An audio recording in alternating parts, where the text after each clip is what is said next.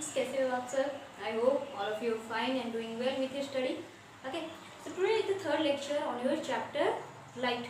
So third lecture start करने से पहले प्रीवियस लेक्चर की कुछ रिविजन्स वगैरह कर लेते हैं कि प्रीवियस लेक्चर में हम लोग क्या क्या पढ़े थे। प्रीवियस लेक्चर में हम लोग जो टॉपिक कवर किए थे उस बीच में आता है आपका regular reflection and irregular reflection. तो रेगुलर रिफ्लेक्शन इरेगुलर रिफ्लेक्शन के बीच में क्या डिफरेंस थे कि रेगुलर रिफ्लेक्शन जो होता है वहाँ पर पैरेलल बीम ऑफ लाइट आती है जो एक हीट करती है एक स्मूथ और पॉलिश सरफेस में, जहाँ पर हमें अपना इमेज बहुत क्लियरली दिखाई देता है। बट इरेगुलर रिफ्लेक्शन के केस में क्या होता था, आपके जो पैरेलल बीम ऑफ लाइट होते हैं वो एक रफ सरफेस में हीट करने की वजह से वो इधर उधर स्कैटर्ड हो जाते हैं, जिसके वजह से वहाँ पर इमेज क्लियरली फॉर्मेशंस नहीं होते हैं। अगर आप लोग वॉल में चाहो तो अपना इमेज नहीं देख सकते क्योंकि वॉल का सरफेस जो होता है वो रफ सरफेस होता है, तो वहाँ पर एक इरेगुलर रिफ्लेक्शन होते हैं। अगर आप लोग अपने प्लेन मिरर में इमेज देखना चाहो, कोई एक अच्छा सा पॉलिश वाला स्टील प्लेट में अपना इमेज देखना चाहो तो देख सकते हो क्योंकि उस सरफेस में आपका रेगुलर रिफ्लेक्शन हो रहे हैं।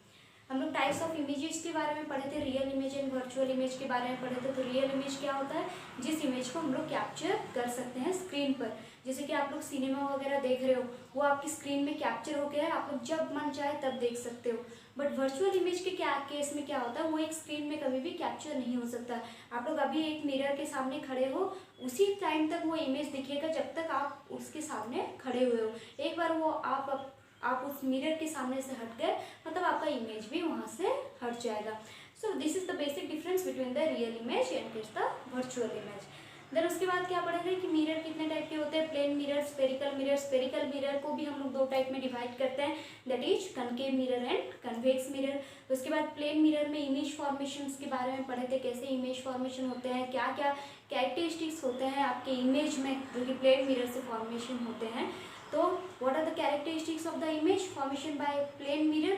That the image is virtual, okay, the image is erect and the image size is equal with the object size. The image distance from the mirror is equal with the object distance from the mirror and it is laterally inverted. तो इतने basics के बारे में हम लोग previous class में discuss किए थे।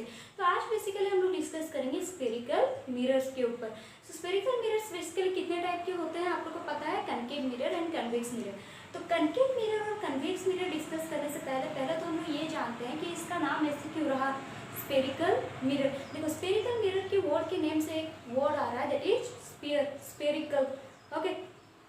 सो ये मिरर क्या होते हैं, एक स्फीयर के ही पार्ट होते हैं, ओके। ये जो मिरर्स होते हैं स्फेरिकल मिरर्स होते हैं ये एक स्फीयर के ही पार्ट होते हैं। जैसे कि आप मान लो कि आप एक टेनिस बॉल लिए हुए हो, ठीक है, एक होलो टेनिस बॉल लिए हो, मतलब उसका अंदर का जो पार्ट है वो खाली है, ठीक है। अगर उस टेनिस बॉल को अगर ऐसा एक बॉल लिए हुए हो, इसका अंदर में कुछ भी नहीं है, उसका अंदर में खाली है होलो बॉल, ओके। इसको अगर हम लोग दो पार्ट में डिवाइड करते हैं, इसके दो पार्ट हो जाते हैं, तो दो पार्ट होने के बाद ये एक हाफ स्फीयर की तरह काम करता है। But it is a part of A sphere, ये भी एक स्फीयर का ही पार्ट है, ये भी एक स्फीयर का ही पार्ट होता है, ठीक है। बस उसी तरह से आपकी स्फेरिकल मिरर के केस में भी क्या होता है, स्फेरिकल मिरर्स जो होते हैं वो भी एक स्फीयर के ही पार्ट होते हैं। जैसे कि आपके प्लेन मिरर के सरफेस में, प्लेन मिरर का कंस्ट्रक्शन कैसा होता था, एक ग्लास शीट हम लोग लेते थे, एक साइड को हम लोग पॉलिश करके उसको ओपैक कर देते थे by the silver coating and by the paint, और एक साइड उसका रिफ्लेक्टिंग होता था जहाँ पर आपका लाइट रिफ्लेक्ट करता था। बस स्फेरिकल मिरर भी कुछ उसी तरह के होते हैं। स्फेरिकल मिरर जो होते हैं, जैसे कि आप लोग ये समझ लो कोई भी एक होलो ग्लास बॉल है, ठीक है, कोई भी एक होलो ग्लास बॉल है, उसको अगर हम लोग पार्ट में डिवाइड करते हैं तो वहाँ से निकलते हैं कौन से, spherical mirror. So basically spherical mirror का अगर डेफिनेशन देखने जाए तो what are the spherical mirror, the mirror which reflecting surface are a part of sphere, okay. जिनके रिफ्लेक्टिंग सरफेस एक स्फीयर के ही पार्ट होते हैं उनको हम लोग स्फेरिकल मिरर बोलते हैं। तो स्फेरिकल मिरर किसे बोलते हैं, reflecting surface. Spherical mirrors are the mirror whose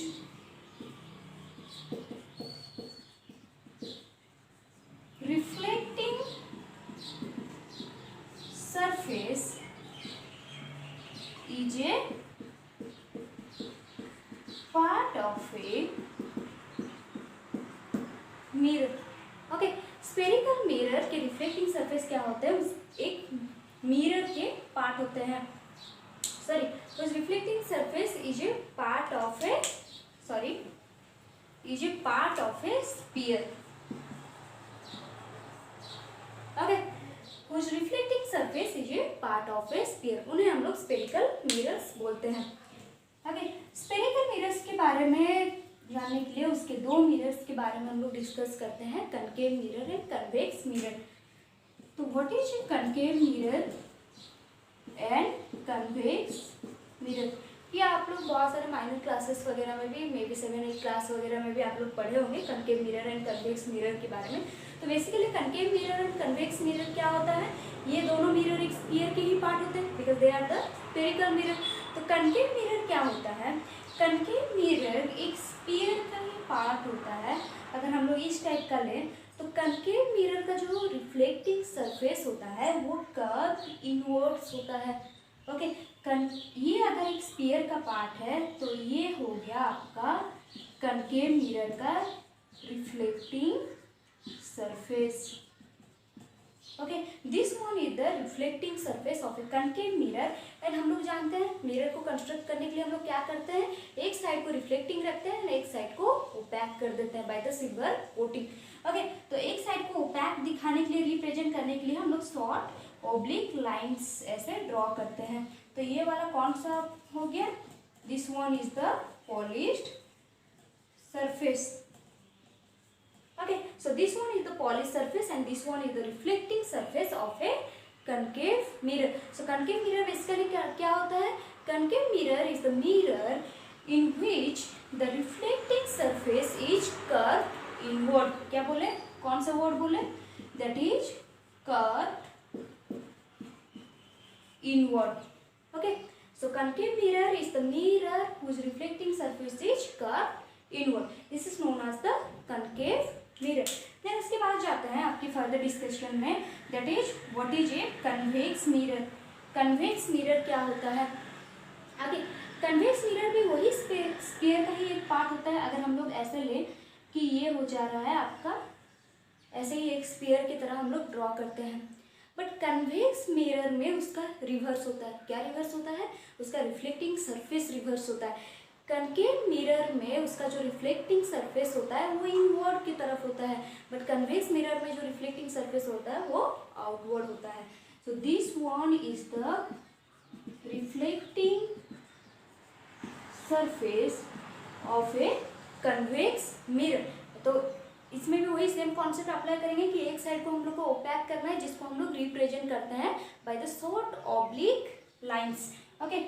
oblique line से हम लोग इस सरफेस को क्या कर देते हैं, ओपैक कर देते हैं। सो this one is your polished surface, okay, this one is your polished surface and this one is the reflecting surface of the convex mirror. The convex mirror is basically a mirror which reflecting surface is bulges outward. कौन सा word बोले, that is bulges outward, okay. The convex mirror is the mirror whose reflecting surface is bulges outward, okay. These are the basic difference between the concave mirror and convex mirror, okay. So concave mirror और convex mirror के बीच में कभी भी confuse मत होना। convex mirror के case में आपका जो रिफ्लेक्टिंग सरफेस होता है वो आउटवर्ड की तरफ होता है, एंड concave mirror में जो रिफ्लेक्टिंग सरफेस होता है वो कर्व इनवर्ड होता है।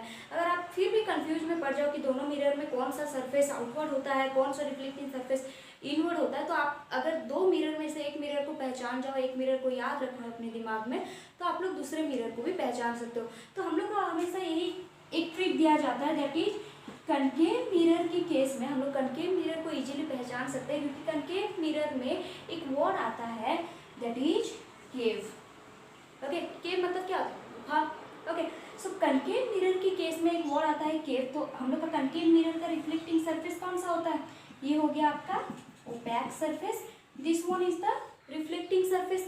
तो जो ये रिफ्लेक्टिंग सरफेस होता है कनकेव मिरर का, ये किसके तरह होता है, एक केव के तरह होता है। सो जिस मिरर का रिफ्लेक्टिंग सरफेस एक केव के जैसा होता है उस मिरर को हम लोग बोलते हैं concave, and other one is the convex mirror, okay. So basically mirror के बारे में यही चीज़ें जानने का जरूरी है, जैसे कि कन्वेक्स मिरर क्या होता है एंड कनकेव मिरर क्या होता है। इसको हम लोग बेसिक एग्जाम्पल के थ्रू भी समझ सकते हैं, जैसे कि हम लोग एक स्पून कंसीडर अगर करते हैं तो स्पून के केसेस में आपके दो टाइप की सरफेस है, एक कर्व इनवर्ड, एक आउटवर्ड की तरफ सरफेस है, ठीक है। तो जो इनवर्ड वाला सरफेस है, ऐसे जो इनवर्ड वाला सरफेस है, इसका जो फ्रंट सरफेस है जो कि इनवर्ड की तरफ है, तो ये वाले सरफेस को हम लोग क्या बोलेंगे, आपका कनकेव मिरर। और जो ये ऐसे आउटवर्ड की तरफ है, bulges outward, this surface is known as your convex mirror. Okay, so these are the basic difference between the concave mirror and convex mirror. Then उसके बाद जाते हैं कुछ important terms in case of the spherical mirror. Spherical mirror में क्या क्या important terms आते हैं जिन्हें हम लोग को याद रखना बहुत जरूरी होता है, ठीक है। Okay, so important terms in case of the spherical mirror. Spherical mirror के केस में और भी क्या क्या इंपोर्टेंट टर्म्स वगैरह है जो कि हमें आगे इमेज फॉर्मेशन के बारे में जब हम लोग पढ़ेंगे, रे डायग्राम वगैरह करेंगे, तो उस केस में हम लोग को जरूरत होगी। सो यहाँ पे देखो कुछ इंपोर्टेंट टर्म्स के बारे में डिस्कस करते हैं। First important term is pole of the mirror. Okay, pole of the mirror क्या होता है?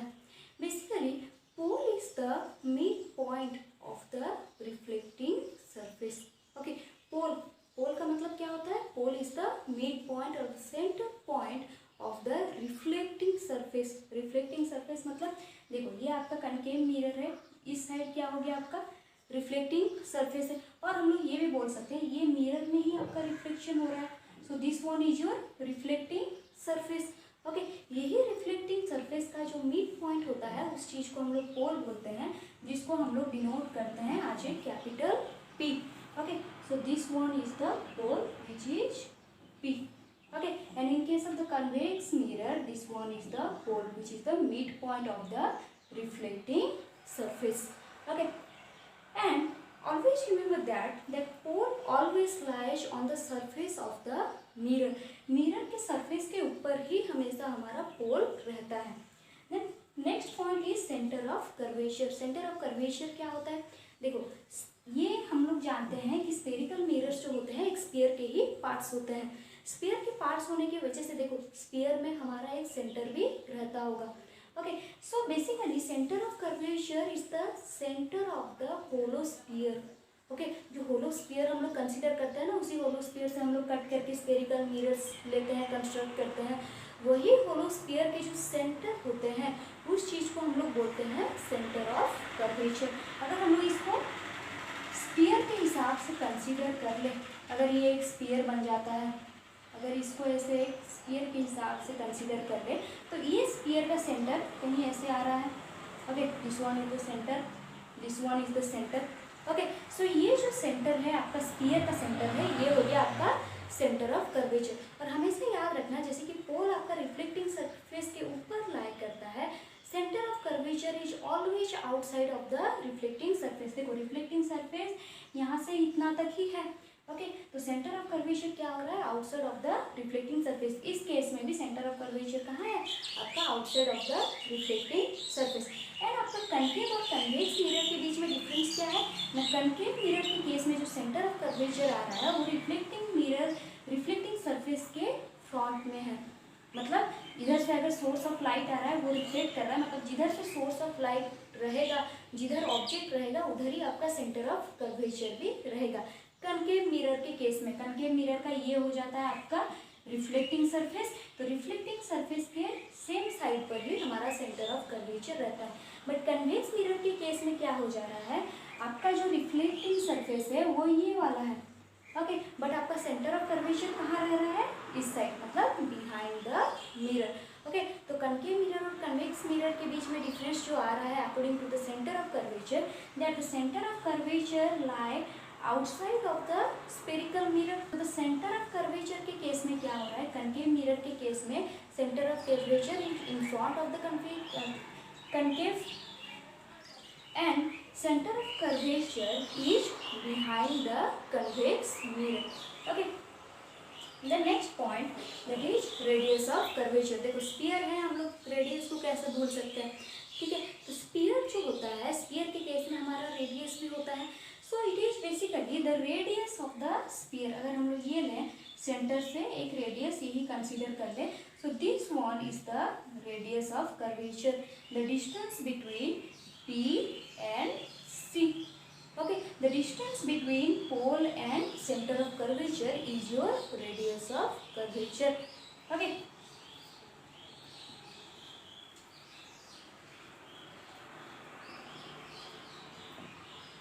Okay, समझ में आया ये वाला concept. That centre of curvature क्या बोले, centre of curvature is the centre of the sphere. Okay, is the center of the spherical sphere of which mirror is a part. Okay, and radius of curvature is the radius of the hollow sphere of which mirror is a part, and it is denoted as capital R.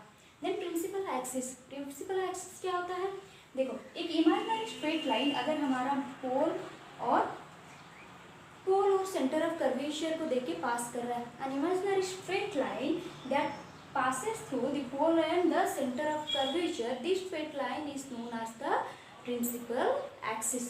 Okay, and वही principal axis और एक यहाँ पे important point है, that is principal axis is always perpendicular to the pole of the mirror. principal axis जो होता है वो हमेशा perpendicular होता है किसके साथ, पोल ऑफ द मिरर के साथ, और वो हमेशा एक स्ट्रेट लाइन होता है जो कि मिड पॉइंट से होते हुए जाता है. Okay, then next point is aperture. What is aperture? Aperture क्या बोला जाता है, जैसे कि यहाँ से यहाँ हम लोग एक नेमिंग कर देते हैं, this one is M, this one is M dash. अगर यहाँ पर भी नेमिंग करें एम डैश नेमिंग करते हैं, ये हमारा क्या है, रिफ्लेक्टिंग सरफेस जहाँ पर लाइट्स आएंगी एंड रिफ्लेक्ट करेगी. सो this one is the portion of the reflecting surface. So aperture is basically the portion of the total portion of the reflecting surface, and basically aperture क्या होता है, aperture is the diameter of the spherical mirror. Okay, aperture क्या होता है, aperture is the portion of the reflecting surface in which at which your reflection will be take place, and aperture is the diameter of the reflecting surface. Okay, so these are the basic concept or the basic points about the spherical mirror. Two more important points are also there. Okay, study about that. So दो और important points आएंगे जिनके बारे में हमें पढ़ना है. That is one is focus and second one is your focal length. Okay, first one is your principal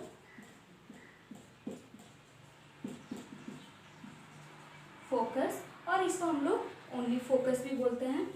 then second one is your focal length. Okay, so first one is your principal focus and second one is your focal length. Okay, so principal focus and your focal length, उस चीज़ को one by one discuss करते हैं. पहले principal focus के ऊपर हम लोग डिस्कस करते हैं. What is the principal focus in the different mirrors, in case of the concave mirror and in case of the convex mirror. Okay,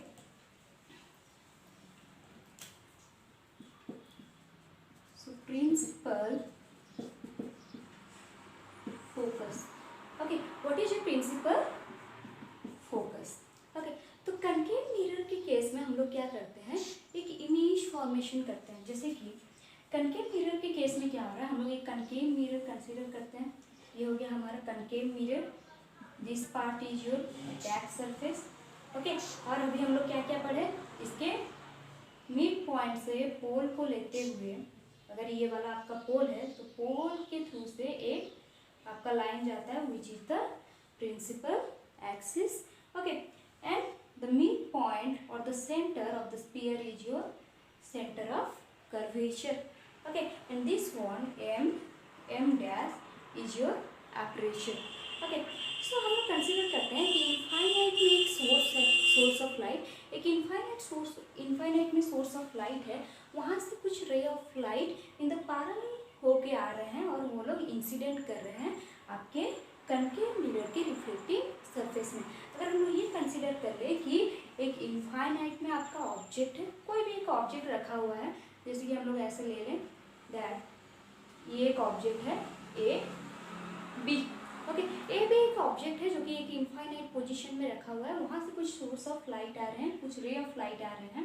okay, जो ये इंसिडेंट इंसिडेंट कर रहे हैं आपके कनकेव रिफ्लेक्टिंग सरफेस पर।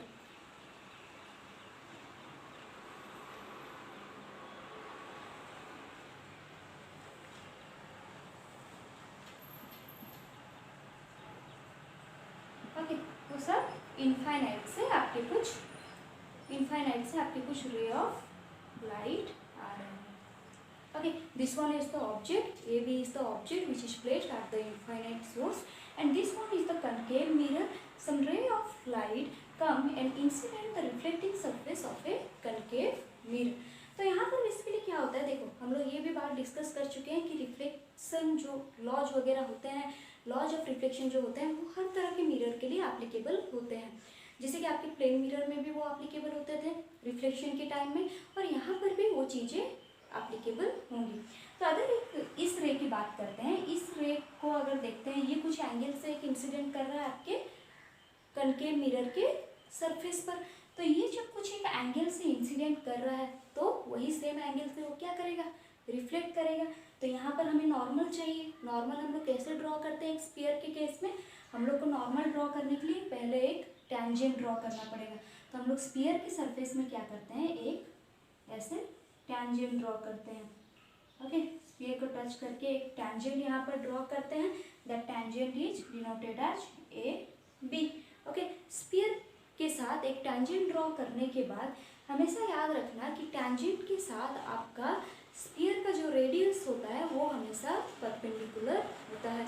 The radius of the sphere is always perpendicular with the tangent और always normal with the tangent. तो अगर हम लोग रेडियस निकालेंगे, रेडियस कहाँ से होगा, आपका स्फीयर के सेंटर से होगा। तो सेंटर कहाँ है आपका, सेंटर ऑफ कर्वेचर। अगर हम लोग ये वाला जो लेते हैं, इसको हम लोग रेडियस लेते हैं। Okay, this one is your radius. तो इसको और थोड़ा एक्सटेंड कर देते हैं। ओके, तो ये आपका बन गया क्या, नॉर्मल। तो ये जो है ये आपके नॉर्मल के साथ यहाँ पर इंसिडेंट एंगल बना रहा है। तो इंसिडेंट एंगल अगर बना रहा है तो यहाँ पर वही सेम एंगल के साथ वो रिफ्लेक्ट भी करेगा आपका इंसिडेंट लाइट। तो अगर इंसिडेंट लाइट नॉर्मल के साथ कुछ एंगल से यहाँ पर इंसिडेंट कर रहा है, देन वही सेम एंगल से ये जो रे ऑफ लाइट है वो आपका रिफ्लेक्ट करेगा और कहीं पर जाके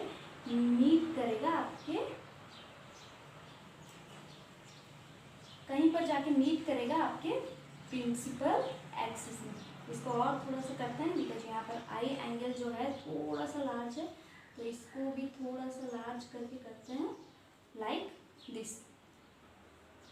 ओके, सो ये वाला हो गया आपका reflecting angle. Okay, this one is your angle of incidence and this one is your angle of reflection. Okay, तो हम लोग ज़्यादा कंजेस्टेड नहीं करते हैं इस इमेज को। ये वाला जो चीज़ें हैं ये वाले इरेज कर देते हैं। ये वाली चीज़ों की ज़रूरत नहीं है, सिर्फ हम आपको समझाने के लिए बोल रहे थे कि कैसे एक एंगल से यहाँ पर भी हमारा जो रे ऑफ लाइट है वो भी रिफ्लेक्ट कर रहा है। ओके, सो यहाँ पर क्या हुआ, एक जो रे ऑफ लाइट है ये वाला रेडियस, ये जो रेडियस है, रेडियस पार्ट को हम हटा देते हैं, इसका कोई अभी ज़रूरत नहीं है। सो कुछ एक एंगल से वो अपना रिफ्लेक्ट किया, यहाँ पर प्रिंसिपल एक्सिस में आके वो मीट करता है। वैसे ही जितने भी आपके सारे रेज आए हुए हैं वो भी कुछ वैसे ही एंगल से रिफ्लेक्ट करेंगे। जितना उनका एंगल ऑफ इंसिडेंस होगा वही सेम एंगल ऑफ रिफ्लेक्शन के थ्रू वो लोग रिफ्लेक्ट करेंगे।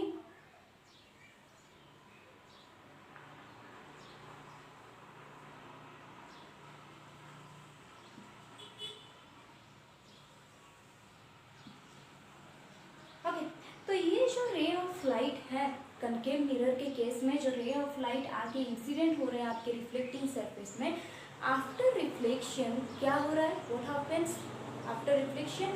आफ्टर रिफ्लेक्शन के बाद यहाँ पर क्या हो रहा है, वो जो रे ऑफ लाइट है वो कन्वर्ज हो जा रहे हैं at a single point in between the pole and the centre of curvature.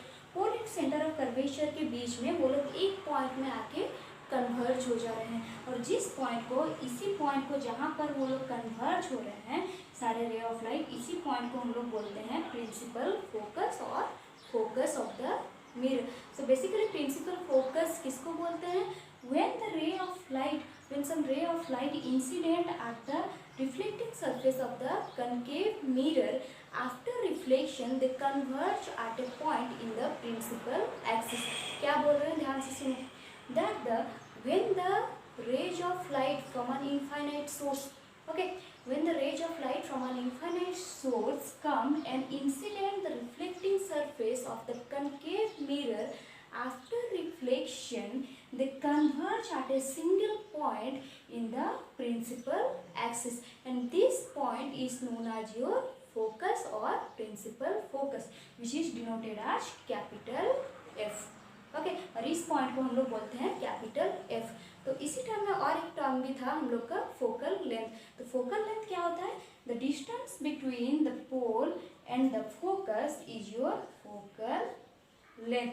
Okay focal length को नॉर्मली हम लोग स्मॉल एफ से रिप्रेजेंट करते हैं और जो फोकस होता है उसको हम लोग कैपिटल एफ के थ्रू रिप्रेजेंट करते हैं.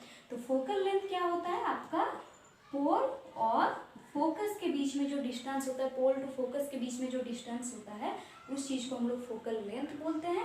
एंड फोकस क्या होता है? जहाँ पर आपके सारे रेज एक जगह पर कन्वर्ज हो रहे हैं. इसीलिए कभी कभी हम लोग क्या करते हैं, हमारे जो कनकेव मिरर को इसीलिए बोला जाता है कन्वर्जिंग मिरर, क्योंकि वो रेज ऑफ लाइट को क्या करता है? कन्वर्ज करता है at a single point. Okay so ये बेसिकली हो गया आपके कनकेव मिरर के केस में आपका क्या हो रहा है. ओके सो कनकेव मिरर के केस में आपका क्या हुआ? जहाँ पर आपके फोकस के केस में आपके सारे रेज ऑफ लाइट एक पॉइंट में मिलते हैं, जहाँ पर आपका क्या हो रहा है? आपके इमेज फॉर्मेशन हो रहा है. तो सारे रेज ऑफ लाइट जहाँ पर मिलेंगे वहाँ पर क्या होगा? ऑब्वियसली इमेज फॉर्मेशन होगा. तो जब आपका ऑब्जेक्ट का पोजीशन होता है इनफाइनाइट, ओके जब आपका ऑब्जेक्ट का पोजीशन होता है infinite, then in that case image का पोजीशन क्या होता है? At focus. ओके इमेज का जो पोजीशन होता है वो फोकस के केस में होता है. ओके एंड इमेज का साइज कैसा होता है? बहुत ही पॉइंट साइज होता है. बट जो इनफाइनाइट में जो सोर्स ऑफ ऑब्जेक्ट रहता है वो बहुत ही extended source of object, okay बहुत ही एक्सटेंडेड, बहुत ही बड़ा रहता है. बट जो आपका इमेज का साइज बनता है वो बहुत ही पॉइंट साइज का इमेज बनता है जब हम लोग इनफाइनाइट में ऑब्जेक्ट को रखते हैं. ओके देन नेक्स्ट हम लोग पढ़ते हैं कन्वेक्स मिरर के केस में आपका कैसा फोकस बन रहा है. कन्वेक्स मिरर के केस में आपका क्या हो रहा है? आपका जो रिफ्लेक्टिंग सरफेस है ये हो गया आपका back surface, and this one is the reflecting surface, this one is the principal axis, this one is the pole, okay this one is the centre of curvature. Okay तो यहाँ पर वैसे ही कुछ एक्सटेंडेड सोर्स इनफाइनाइट पोजीशन में रखे हुए हैं. यहाँ पर इनफाइनाइट पोजीशन में एक एक्सटेंडेड सोर्स रखा हुआ है जहाँ पर कुछ लाइट आके आपके कन्वेक्स मिरर के रिफ्लेक्टिंग सरफेस में आके स्ट्राइक कर रहे हैं.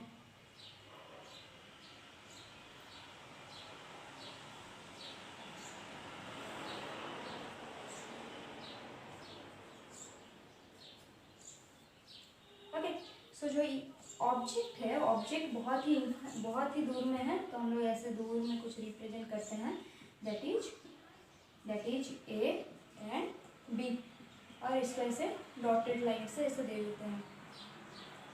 ठीक है तो यहाँ पर क्या हो रहा है? आपकी जो रे ऑफ लाइट है वो इंसिडेंट हो रहे हैं आपके सरफेस में, reflecting surface of the convex mirror. Reflecting surface of the convex mirror, तो रिफ्लेक्शन के बाद क्या होगा? वो लोग जिस एंगल से यहाँ पर इंसिडेंट कर रहे हैं उसी एंगल से यहाँ पर रिफ्लेक्ट भी होंगे.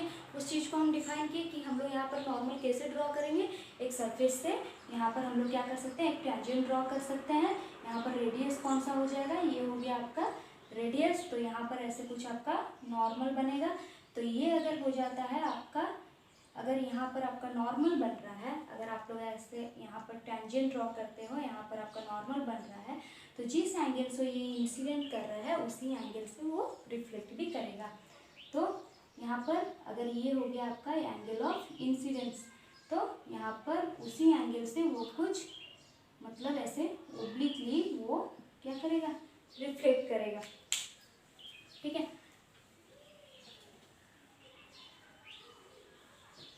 देख, ठीक है अगर ये हम लोग नॉर्मल बताया जाए, ये हम लोग को ये हम लोग का नॉर्मल है, तो वो भी कुछ इंसिडेंट इसी एंगल से हो रहा है, तो वो भी रिफ्लेक्शन कुछ ऐसे होगा। ठीक है, एंगल ऑफ रिफ्लेक्शन, यहाँ पर कुछ एंगल ऑफ रिफ्लेक्शन बन रहा है, यहाँ पर कुछ एंगल ऑफ इंसिडेंस हो रहा है। तो इस रे के बारे में अगर बात करें, ये भी कुछ इस तरह से रिफ्लेक्ट करेगा।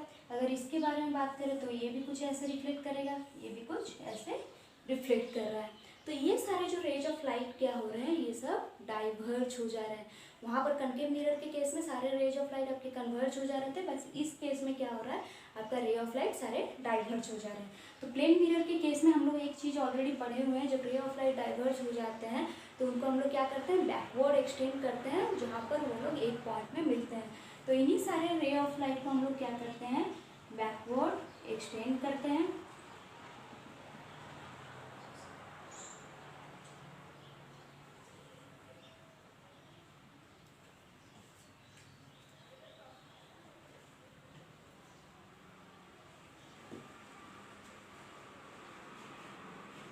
ओके, सो यहाँ पर वो लोग एक पॉइंट में मीट कर रहे हैं, जिस पॉइंट को हम लोग बोल देंगे प्रिंसिपल फोकस। तो कनकेव मिरर और कन्वेक्स मिरर के बीच में डिफरेंस क्या है, कनकेव मिरर के केस में आपके जितने भी सारे लाइट है वो सारे क्या हो रहे हैं, आफ्टर रिफ्लेक्शन के बाद वो सारे एक पॉइंट में आके कन्वर्ज हो जा रहे हैं। बट कन्वेक्स मिरर के केस में आपका क्या हो रहा है, जो रे ऑफ लाइट है वो क्या हो रहे हैं, इधर उधर डाइवर्ज हो जा रहे हैं। जब उनको हम लोग बैकवर्ड डायरेक्शन में से एक्सटेंड कर रहे हैं, वो लोग एक पॉइंट में मिल रहे हैं, कहाँ पर, प्रिंसिपल एक्सिस में, और उसी पॉइंट को हम लोग बोलेंगे principal focus.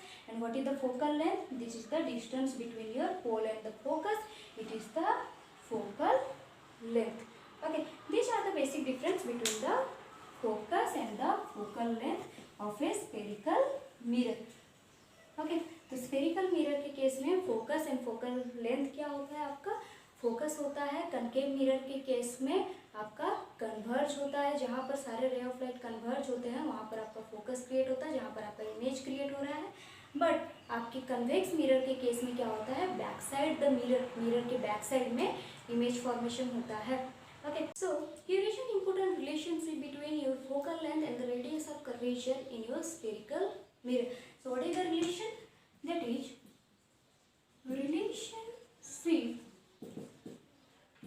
between your focal length, which is denoted as small f, and the radius of curvature, which is denoted as capital R. So what is the relation between focal length and the radius of curvature? That R is equal to 2f, और इसको लिख सकते हैं f equal to r by 2.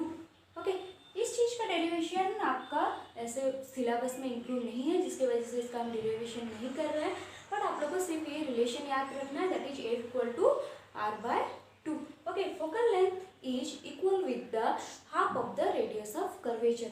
अगर हम लोग इसको diagram के थ्रू अगर हम लोग देखना चाहें तो ये कैसे हो रहा है, अगर हम लोग यहाँ पर एक प्रिंसिपल एक्सिस ड्रॉ कर रहे हैं, प्रिंसिपल एक्सिस ड्रॉ करने के बाद ये वाला जो पॉइंट है, ये वाला पॉइंट होता है आपका क्या, पोल। अगर यहाँ पर कहीं हम लोग का सेंटर ऑफ कर्वेचर है, ठीक है, कनकेव मिरर में क्या होता है, एक पॉइंट में आपके रेज ऑफ लाइट यहाँ पर कन्वर्ज होते हैं, जिस पॉइंट को हम लोग फोकस बोलते हैं।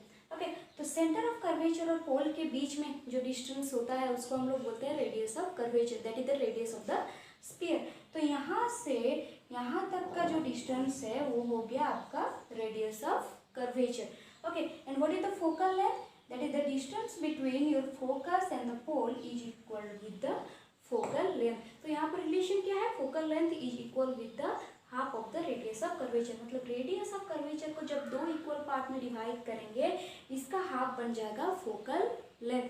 मतलब इससे ये आइडिया लग रहा है, अगर इसके हाफ तक फोकल लेंथ है, that means focus is at the midpoint of the pole and the center of curvature. Okay, इस समझो कि अगर आप लोग को ये बोल रहा है कि रेडियस ऑफ कर्वेचर का हाफ अगर दो इक्वल पार्ट में डिवाइड करते हैं तो एक इक्वल पार्ट जो है वहाँ पर आपका फोकल लेंथ बन रहा है। फोकल लेंथ किसके किसके बीच में होता है, फोकस एंड पोल के बीच में। तो फोकस हम लोग इस तरीके से अंदाजा लगा सकते हैं कि फोकस आपका कहाँ है, at the mid point of the centre of curvature and the pole. Okay, so इस रिलेशनशिप को बेस करके आपके न्यूमेरिकल्स वगैरह भी एग्जाम्स वगैरह में आते हैं, जैसे कि आपके एनसीईआरटी टेक्स्ट बुक में भी एक इंटेक्स्ट क्वेश्चन है इस रिलेशन को बेस करके, that in A spherical mirror your radius of curvature is 20 centimeter. Okay, in a spherical mirror the radius of curvature is 20 centimeter. ये आपका given. Okay, so we have to find out that what is the focal length of the mirror. तो यहाँ पर focal length क्या हो जाएगा, radius of curvature हो गया 20 सेंटीमीटर, तो focal length क्या हो जाएगा, f equal to r by 2. So 20/2 equal to 10 centimetre. Okay, so f equal to r by 2 which is equal to 10 centimetre. So इस तरह के डिफरेंट टाइप्स ऑफ न्यूमेरिकल्स आप लोग फेस करोगे. बहुत ईजी से न्यूमेरिकल्स है, बट हमेशा याद रखना है इस रिलेशनशिप को, that is f equal to r by 2. So next class में हम लोग स्टार्ट करते हैं आप लोग का image formation by the spherical mirrors, और उसके पहले कुछ और भी बेसिक्स जो हमें इमेज फॉर्मेशन के लिए बहुत हेल्पफुल होगा. ठीक है, तो आज की क्लास के लिए बस इतना ही. अगर आप लोग को कोई भी डाउट है इस वीडियो में तो आप लोग बेझिझक हमें पूछ सकते हो. आप लोग हमें कॉल करके पूछ सकते हो, कुछ भी कर सकते हो.